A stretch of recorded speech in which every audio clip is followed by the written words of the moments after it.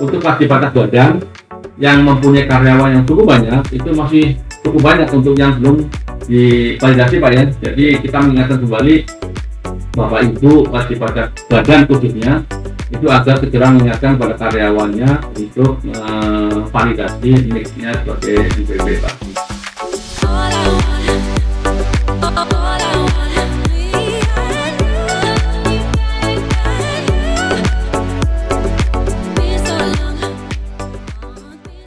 Bismillahirrahmanirrahim. Assalamualaikum warahmatullahi wabarakatuh. Alhamdulillahirabbil alamin. Allahumma sholli ala Muhammad wa ala ali Muhammad. Rabbi shrah li sadri wa yassir li amri wa hlul 'uqdatam min lisani yafqahu qawli. La haula wa la quwwata illa billahil aliyyil azim. Barakallahu fikum. Alhamdulillah. Puji syukur kehadirat ilahi Rabbi Allah Subhanahu wa Ta'ala, karena pada pagi hari yang cerah ini kita masih diberikan kesehatan, kenikmatan yang luar biasa. Semoga kita dijadikan oleh Allah sebagai makhluk yang pandai mensyukuri atas nikmat dan berkahnya. Insyaallah, Allahumma amin. Bapak Ibu, saudara-saudari, pemirsa, kawan pajak sahabat 441 yang sedang menyaksikan acara ini, alhamdulillah kita pada kesempatan ini bisa bertemu kembali di awal tahun, di perdana di tahun 2023 dalam acara podcast yang dilaksanakan oleh tim penyuluh KPP Madya Bandung. Jadi Bapak Ibu sekalian, kali ini kita akan membahas tentang terbitnya Undang-Undang KPP tahun 2021 atau Undang-Undang Harmonisasi Peraturan Perpajakan, yang di salah satu pasalnya yaitu pasal 2 mengenai 1 berkenaan dengan NPWP yang menggunakan NIK akan kita bahas secara tuntas pada hari ini di kesempatan ini. Semoga ada bermanfaat untuk Bapak Ibu sekalian.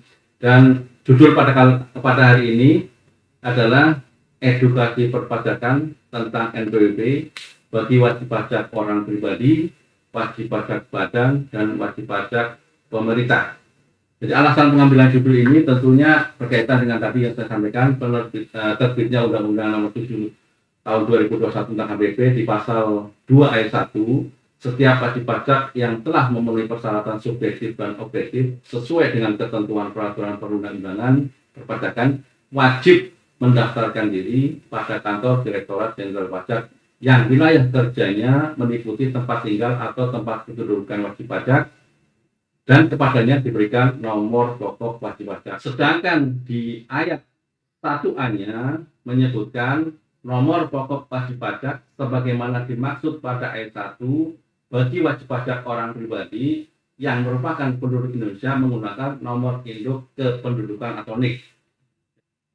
Sebagai implementasi dari pasal 2 ayat 1 dan 1A ini, maka diterbitkanlah PMK 112 yang akan kita bahas di hari ini secara tuntas. Semoga bermanfaat untuk Bapak Ibu sekalian. Jadi akan kita bahas tentang PMK ini. Tentunya saya tidak sendiri Bapak Ibu.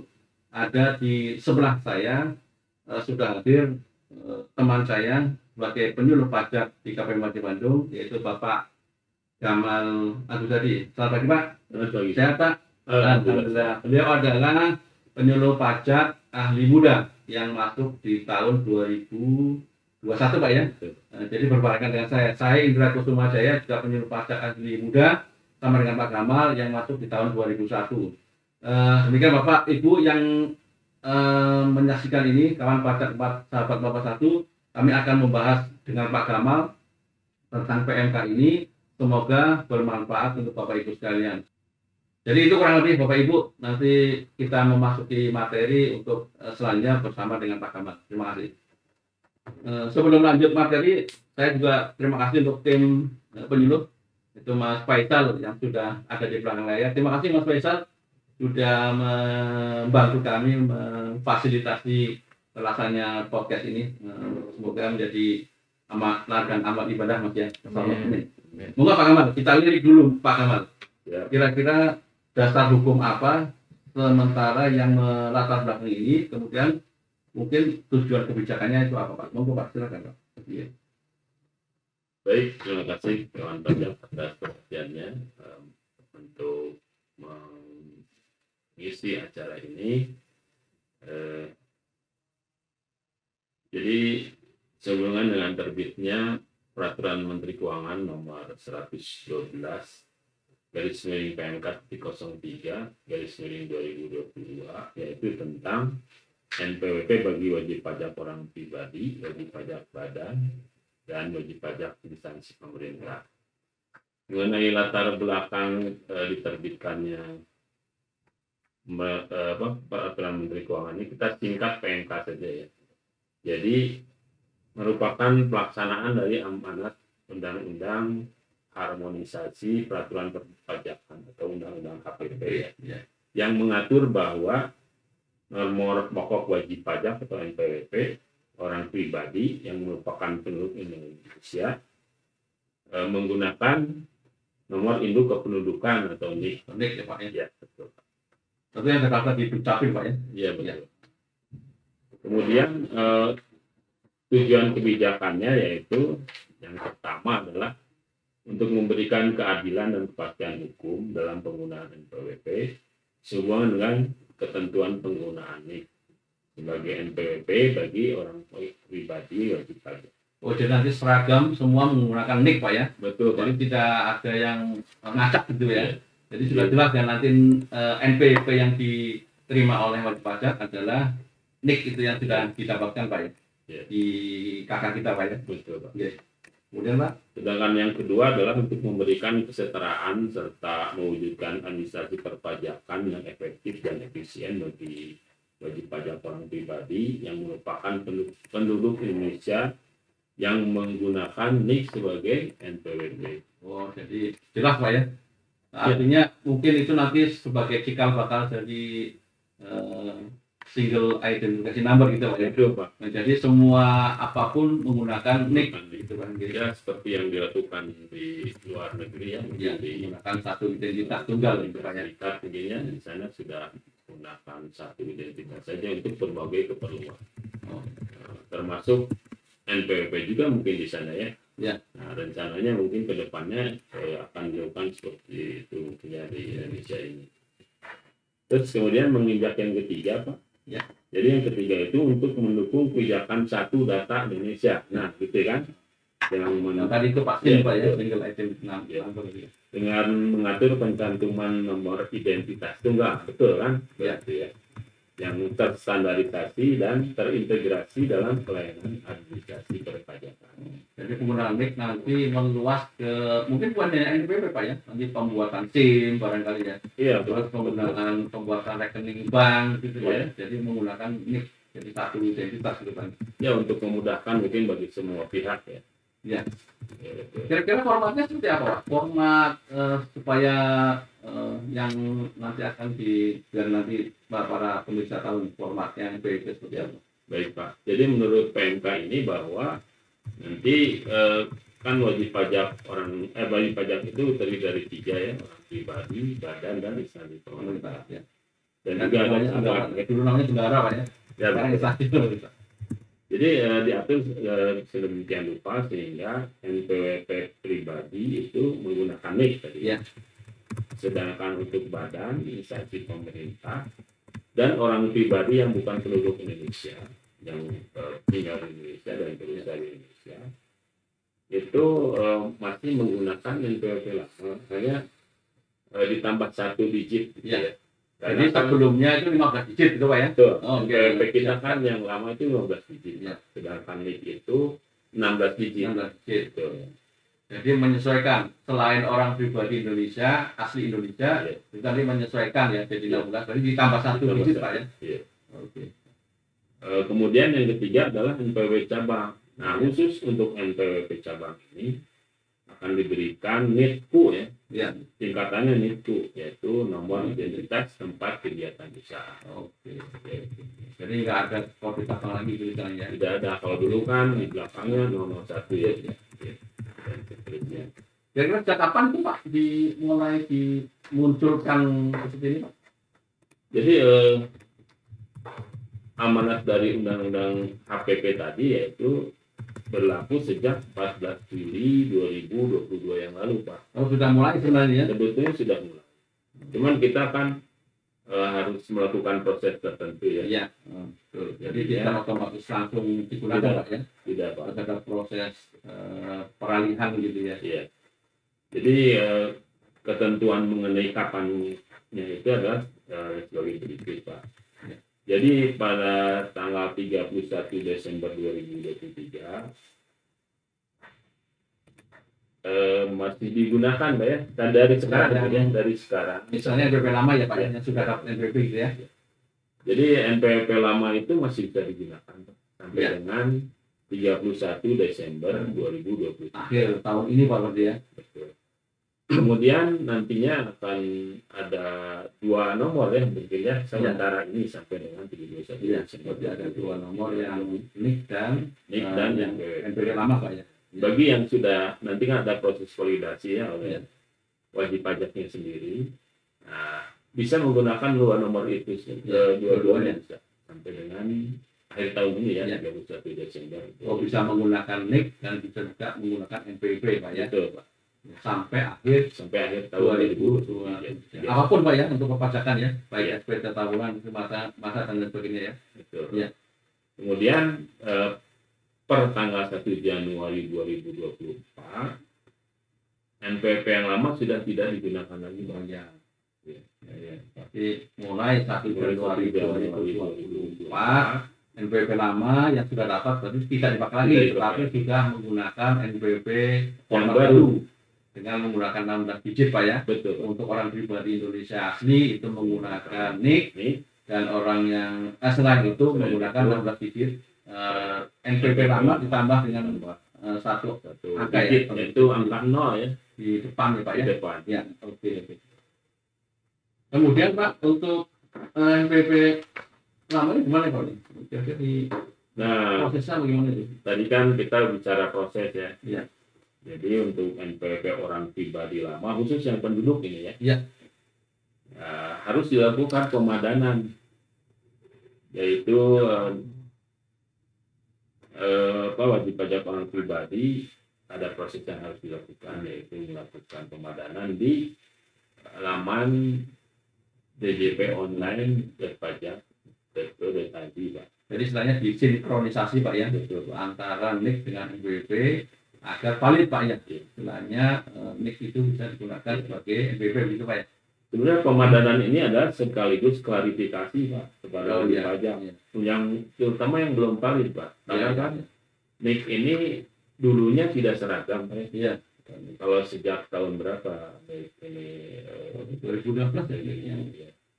Nah sejak itu kan semua penduduk Indonesia itu menggunakan NIK yang NIK tunggal ya, hanya satu NIK-nya ya, tidak berubah-ubah ya. Ya standar. Kalau dulu mungkin berbeda-beda ya. Nah, di data master file wajib pajak itu masih ada wajib pajak yang menggunakan NIK lama, belum dirubah gitu ya. Nah, ini yang harus dilakukan oleh orang pribadi Pak. Jadi harus memvalidasi di laman DJP online dari pajak.go.id Pak. Oh, ya yang terbaru. Kalau untuk yang baru Pak, kira-kira masih ini untuk WP lama itu tadi ya untuk WP badan dan instansi pemerintah dan bukan penduduk yang tadi ditambah 0 itu ya. Nah itu mungkin prosesnya akan dilakukan oleh DJP ya. Demikian juga tadi sudah dibahas ya untuk NIK ya. Nah untuk wajib pajak baru bagaimana gitu Pak? Iya. Kan kan yang baru Pak, barunya. Ya. Jadi untuk wajib pajak baru tidak akan diberikan NPWP yang format lama Pak. Ya. Mulai 1 Januari-nya Pak ya. Oh 1 Januari 2024 ya nanti ya. Itu langsung pakai. Tapi untuk sekarang ini wajib pajak yang baru juga sekaligus diaktifasi itu NIK-nya sebagai NPWP. Tapi masih diberikan dengan format 15 digit masih Pak. Sampai dengan 31 Desember 2023. Sekarang kita masuk ke konsepnya Pak, untuk yang ke depan Pak. Konsep NPWP 2B-nya, kira-kira DJP sudah melakukan apa aja Pak? Dari mulai tahun kemarin sampai dengan kira-kira bulan Maret ini Pak, mungkin bisa sedikit. Ya. Jadi untuk NPWP 2B ya, jadi yang akan datang ya, mulai 1 Januari 2024. Nah, prosesnya adalah awalnya kita menerbitkan dulu Pak Undang-Undang Harmonisasi Peraturan Perpajakan. Yang Karena untuk tahun 2021 Pak ya. Sebagai dasar hukum yang kuat gitu Ya. Kita kan tidak bisa sembarangan gitu ya. Ya. Jadi harus ada persetujuan dulu. Kebijakan Pak ya. Jadi di undang ini sudah terbit Pak sebetulnya ya. Undang-Undang Nomor 7 Tahun 2021 tentang HPP. Nah, pasal mengenai NIK menjadi NPWP ini ada di pasal 2 ayat 1. Tadi saya sebutkan ya Pak ya, pasal 2 ayat 1 dan 1A kan. Pasal 1 dan Ya. 1A. Nah, kemudian ini ada di pasal 44E Pak, yang ayat 2. Betul. Undang-Undang HPP, penggunaan NIK sebagai NPWP akan diatur dengan peraturan Menteri Keuangan atau PMK. Nah, inilah muncul PMK 112 tahun 2022. Jadi dasar menerbitkan PMK 112 ini adalah dari pasal 44 ayat 2 Undang-Undang HPP tadi gitu ya. Kira prosesnya gimana Pak? Pemadanan NIK yang sudah dilakukan di Biro Pak? Nah, untuk proses pemadanan NIK NPWP ini awalnya adalah jadi pihak Jenderal Pajak DJP mengirim data master file wajib pajak ke Dukcapil ya. Kemendagri Pak ya, Dukcapil itu ya. Jadi data yang big data ini dikirimkan ke Dukcapil Pak ya? Betul Pak. Nah, di Dukcapil sendiri mereka melakukan pemadanan. Oh iya. Nah, nanti setelah itu hasil pemadanan di Dukcapil itu dikirim ke DJP lagi Pak. Iya. Kemudian kontrolnya ya betul Pak. Nah, setelah proses quality control ini oleh DJP, maka dikirim data ke warehouse-nya.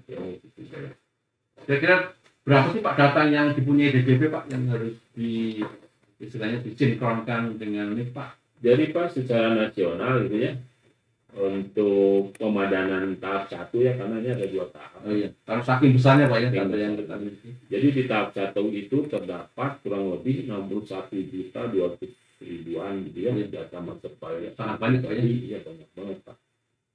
Nah, Dukcapil sendiri sudah melakukan pemadanan Pak. Jadi DJP sudah mengirim data ke Dukcapil. Nah, hasil pemadanan Dukcapil ini menjadi kurang lebih 50 jutaan Pak. Kemudian hasil pemadanan cukup berhasil Pak ya, istilahnya kalau ini karena sudah berhasil sampai 50 juta ya Pak ya? Iya. Hasil pemadanan ini. Ini cukup besar gitu ya dibandingkan tadi dengan master file wajib pajak, walaupun sisanya masih ada yang belum. Nah, hasil quality control oleh DJP menjadi 48.700.000-an. Data yang sangat besar. Nah, hasil reklasifikasi tahap 1 oleh DJP pada Februari 2023 itu yang betul-betul valid itu mencapai 19.450.000-an. Yang sudah valid Pak ya. Jadi ini WFH Juanda sudah lagi mensinkronkan dan sudah disinkronkan DJP Pak ya. Nah, ada juga yang perlu dikonfirmasi Pak. Nah, ini yang harus kita sampaikan wajib pajak Pak ya. Di tahap 1 ini ada kurang lebih 25.800.000. Oh, lumayan banyak ya yang harus konfirmasi Pak. Ada juga yang perlu dimutakhirkan Pak. Iya. Jadi mungkin dimutakhirkan ini mungkin belum mengisi NIK-nya mungkin ya. Ya, yang belum sinkron jadi. Ini 60 juta Pak ya? Iya. Sangat banyak data-data yang belum disinkronkan oleh teman-teman wajib pajak. Iya betul Pak. Nah di tahap 2 Pak ya, di tahap 2 itu ada data master file wajib pajak kurang lebih 17.309.000 lebih ya. Nah kita kirim juga itu Pak ke proses tadi sampaikan Pak ya. Nah terus dipadankan lagi oleh Dukcapil menjadi 9.366.000 lebih. Sangat banyak juga sisanya. Nah, Pak, untuk tahap kedua ini di quality control DJP menjadi 8 jutaan. Jadi sahabat kawan pajak sahabat 441, kalau di nasional kira-kira masih sekian juta untuk harus dikonfirmasi atau divalidasi. Ini masih sangat banyak Pak Nggih.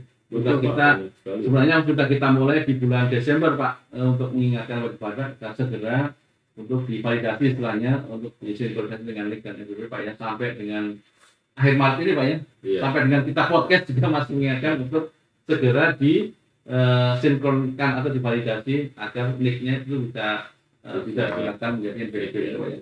Jadi kalau disimpulkan status validnya itu sampai dengan ini 20 Maret ini Mas. Itu sekitar 54 juta 596,579%. Sementara ini yang perlu dikonfirmasi itu sekitar 1 juta, masih sangat banyak. 1.520.000 tapi tersebar di seluruh Indonesia Bapak Ibu ya. Untuk perlu dimutakhirkan sejumlah 13.200.900 sekitar 19%. Jadi Bapak Ibu wajib pajak yang terdaftar di KPP Wajib Bandung, untuk orang pribadi saya kira tinggal sedikit ya Pak ya yang di daerah kita. Tetapi untuk wajib pajak badan yang mempunyai karyawan yang cukup banyak itu masih cukup banyak untuk yang belum divalidasi Pak ya. Jadi kita mengingatkan kembali Bapak Ibu wajib pajak badan khususnya itu agar segera mengingatkan pada karyawannya untuk validasi NIK-nya sebagai NPWP Pak. Betul Pak, kita juga sudah sering melakukan sosialisasi Pak ya, kepada para wajib pajak badan yang dihadiri oleh para karyawan, sehingga mereka bisa secara mandiri Pak memvalidasi dan kita ajarkan gitu ya. Ya sangat mudah gitu ya.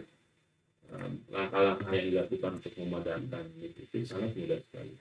Jadi hanya perlu beberapa menit untuk memvalidkan Pak ya. Nanti setelah valid Bapak Ibu bisa mencoba menggunakan NIK masuk ke laman online tersebut. Nah, di situ kalau sudah bisa masuk menggunakan berarti sudah berhasil Pak. Ya, jadi kita karena keterbatasan waktu dan tenaga Pak ya.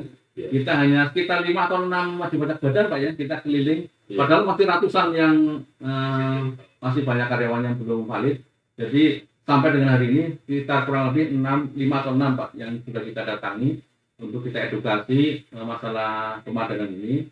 Tetapi karena masih banyak, makanya kita masih mengingatkan kembali para wajib pajak badan untuk segera tadi mewajarkan. Karena masih banyak di data kami itu masih muncul banyak Pak ya yang masih belum valid.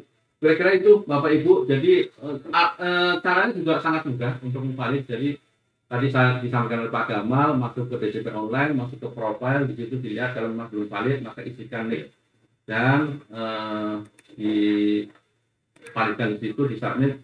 Kalau sudah valid kita coba keluar, masuk lagi dengan menggunakan NIK. Kemudian kalau bisa masuk berarti sudah valid Pak ya. Tapi kalau belum valid, nah itu yang menjadi masalah. Bisa kita cek apakah harus dimutakhirkan atau istilahnya Pak, istilah divalidkan atau dimutakhirkan Pak ya. Ya divalidasi Pak ya. Jadi di situ ada risikonya Pak sebetulnya ya kalau misalkan tidak dilakukan pemadanan oleh wajib pajak orang pribadi, terutama karyawan. Iya. Karena kan kalau belum valid berarti dianggap belum punya NPWP Pak. Sedangkan yang tidak mempunyai NPWP itu tarifnya berbeda Pak, lebih tinggi 20%. Jadi sebaiknya terutama para karyawan ya agar segera gitu ya, karena nanti resikonya dapat pemotongan pajak lebih tinggi. Jadi ternyata Bapak Ibu saudara kawan pajak sahabat 441 yang sedang menyaksikan acara ini, bukan tidak ada dampak kalau teman-teman wajib pajak pribadi tidak melakukan validasi. Ini ada beberapa dampak yang cukup mengena di wajib pajak, yaitu salah satunya adalah bank ya, dalam kedudukannya sebagai lembaga jasa keuangan yang menghimpun dana dari masyarakat, penyaluran kredit dan aktivitas jasa keuangan lainnya sesuai ketentuan, maka dia harus mengimplementasikan validasi NPWP-nya untuk para nasabahnya ya, dan menerapkan konfirmasi status wajib pajak bagi nasabah pemilik rekening. Jadi pemilik rekening di bank yang bersangkutan juga dari bank harus aktif untuk menyampaikan kepada nasabahnya agar divalidasi, karena ada beberapa ketentuan yang nanti berkenaan dengan penggunaan NIK sebagai NPWP.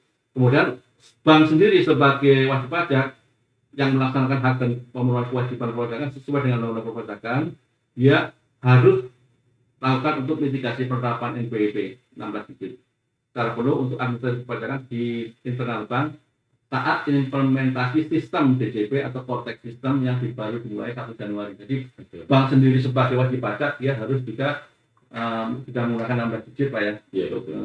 Dan kewajiban nasabah juga ya. Ya, nasabah juga Harus sudah sudah 16 digit istilahnya. Jadi dampaknya ada banyak yang harus